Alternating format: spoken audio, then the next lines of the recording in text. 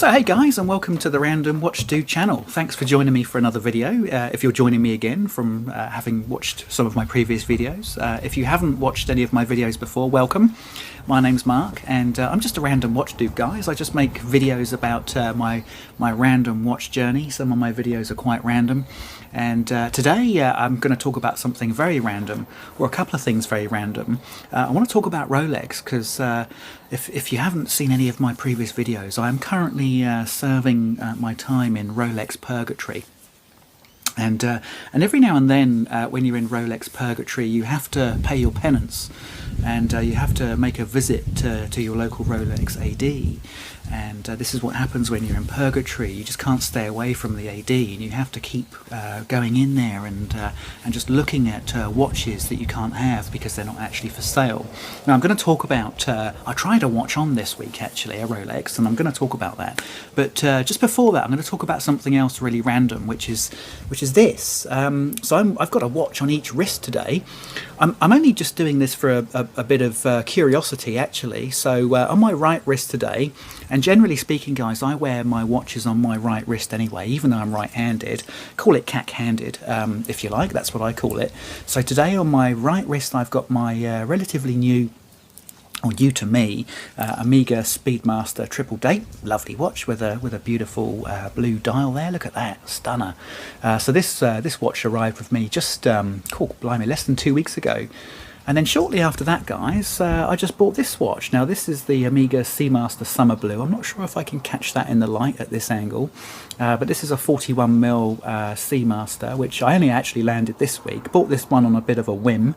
Did my usual thing where I sleep on it overnight. I never buy a watch, you know, without actually just making a decision based on having a little sleep and waking up in the morning to make sure I still want it, and I did that. But anyway, I've got a watch on each wrist. I've never done this before. I just thought it'd be fun to try it out.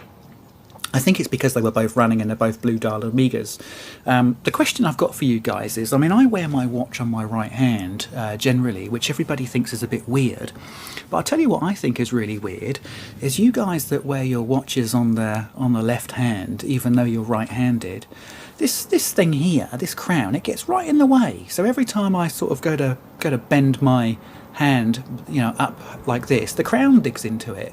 Now I just think that's really, really inconvenient and uncomfortable. Why wouldn't you want all your knobs and your bells around this side so that it's completely out of the way, so that you've got full articulation? Look at this, a big word for me, articulation. Got full articulation of my hand, and these little bells and knobs and whistles around here don't get in the way, so the crown doesn't dig into my hand.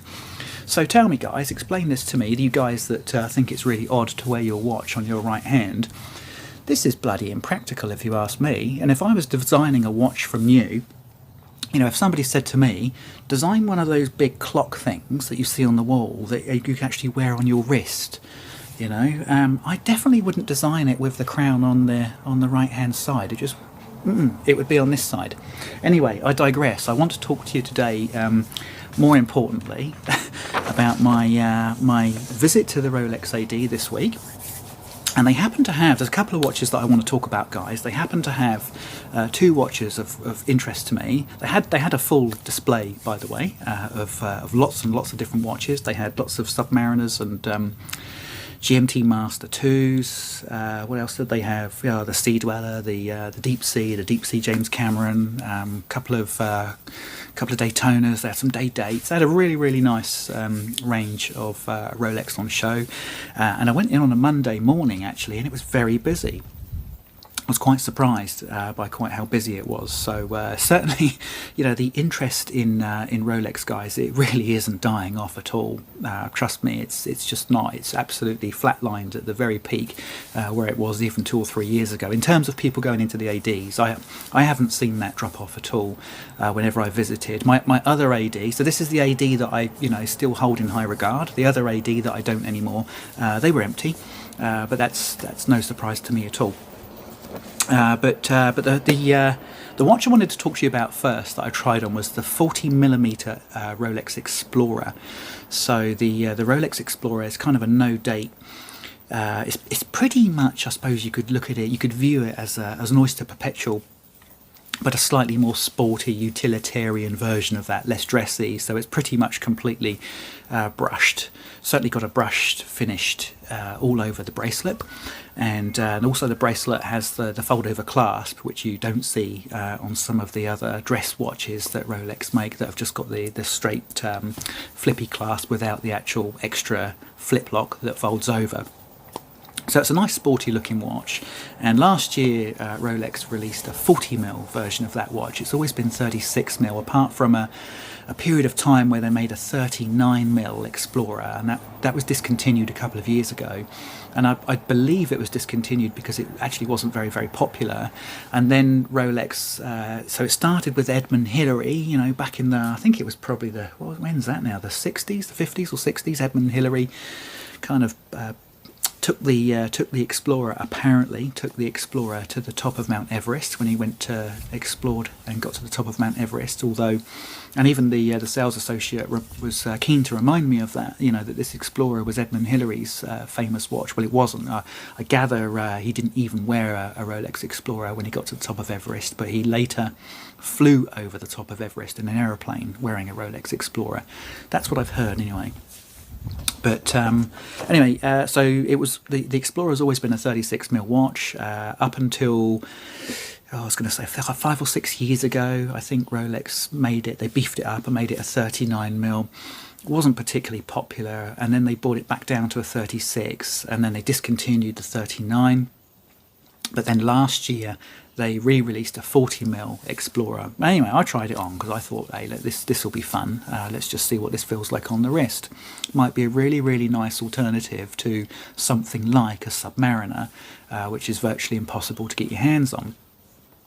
Anyway, look, cut a long story short, guys, I put this 40mm Explorer on. Bearing in mind, you know, for example, this is a 39mm Omega that I've got here, and quite chunky as well. It's quite thick, quite a thick watch. But this, I think, this wears quite nicely on the wrist. It doesn't look big at all. And even this watch, which is bigger again, this is a 41mm Seamaster. This doesn't feel big. It doesn't wear big.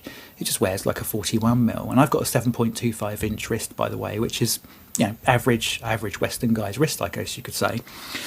And guys, this 40mm Explorer felt big. You know, I was really quite surprised. It wears really quite large, and of course there's an obvious reason for that, and that's because it doesn't have the bezel round the outside like these watches do, which kind of suck up a little bit of that perception of space, if you like. So because the dial is taking up pretty much all of that 40mm real estate, the dial is quite large. And honestly, guys, it felt disproportionately large to me, so I was really quite surprised by that, and also disappointed, because I was kind of thinking, well, Rolex discontinued the 39mm, and everybody said that the 39mm was kind of out of proportion, didn't feel right, there was too much real estate on the dial. And I thought when Rolex kind of re-released it, but in 40mm, I thought, well, they're smart enough to have taken care of all that, and the 40mm is just going to wear so much nicer. But no, guys, it wears big, and that really surprised me. And as much as I liked it, because I like any Rolex that I put on my wrist, I didn't like it enough to think, yeah, I could buy this. I really didn't. So too big.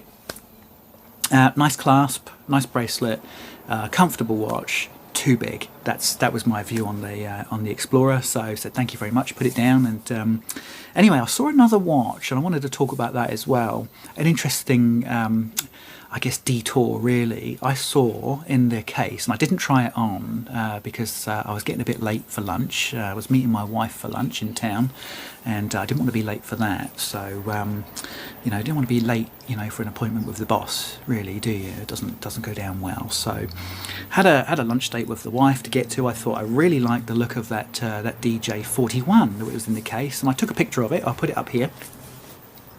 So Datejust 41mm, quite large for a Datejust. Got the Cyclops, of course, date wheel Cyclops, and this one had the Jubilee bracelet and the domed smooth.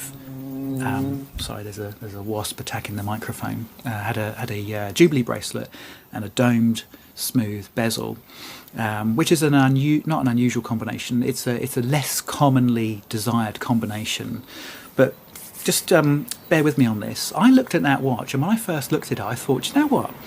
That looks like a kind of a just a slightly smarter, posher version of the Rolex Explorer 2 polar dial. And I know that might sound a little bit silly and a bit laughable, but the more you look at this watch, you know, the more you sort of think that's actually quite a smart choice if you were to pick yourself a Datejust. And keep in mind that, of course, the Datejust is a dress watch, but it's got a really good amount of water resistance. It's got plenty of sealing in the crown. It's got the same movement as the Submariners and the Deep Sea. It's a very, very well spec'd watch. But look, at the end of the day, I looked at that watch and I thought, you know what? If I liked the Rolex Explorer 2 Polar, which I do. But I think that maybe the GMT functionality on that is a little bit unnecessary, which it is, because I don't think anybody really uses the GMT functionality on their GMT watches. Most of us can count 1 or 2 hours either way. I kind of thought, yeah, that's a really nice, smart, kind of more formal alternative to a Polar Dial Explorer 2. So let me know what you think, guys. I've left a little picture up there. That was just a couple of thoughts I had really today sorry, not today, but last week on a couple of Rolexes that I tried on whilst I'm serving my purgatory. My purgatory will, of course, end on the 9th of April, as I documented to you in a previous video, when Rolex release nothing of any interest to me whatsoever on the 9th of April, which is when Watches and Wonders commences at all. So let me know what you think, guys. Just a couple of random thoughts there. Let me know what you think about this left wrist, right wrist thought that I've got, and why the hell, if you had to design a watch from scratch and you absolutely wanted to wear that watch on your left wrist, why the hell would you put the crown in way of the full articulation of your wrist? It's really not functional at all, is it? So let me know what you think, and I look forward to seeing you guys on the next video. Cheers.